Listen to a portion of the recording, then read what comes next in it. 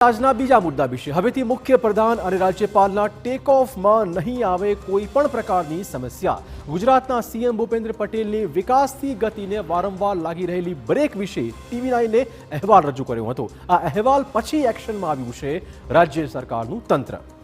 ગુજરાતના મુખ્ય પ્રધાન ભૂપેન્દ્ર પટેલની હવાઈ મુસાફરીમાં આવી રહેલી અડચણો વિશે TV9 રજૂ કરેલા અસરદાર અહેવાલનો પડઘો સંભળાયો છે। છેલ્લા કેટલાક સમયથી સીએમને હવાઈ મુસાફરીમાં મુશ્કેલીઓ પડી રહી છે।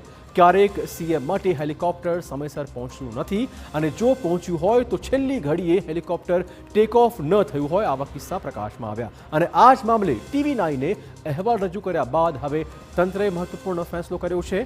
વહીવટીતંત્ર દ્વારા સીએમ ભૂપેન્દ્ર પટેલ માટે હંગામી ધોરણે પ્લેન લીઝ પર લેવાયું છે। આ પ્લેન 31મી જાન્યુઆરી સુધી સ્ટેન્ડ બાય રહેશે। તંત્ર દ્વારા સીએમનું જૂનું પ્લેન મેન્ટેનન્સમાં મોકલી દેવામાં આવ્યું છે।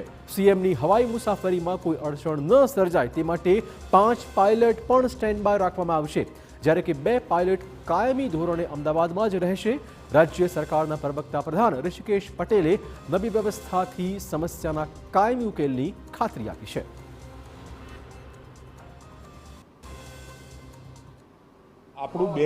આપણું જે હેલિકોપ્ટર હતું એ 2007નું છે, એટલે ટેકનિકલ પ્રશ્નો અત્યારે એરાઇઝ થઈ રહ્યા છે, ઊભા પણ થઈ રહ્યા છે।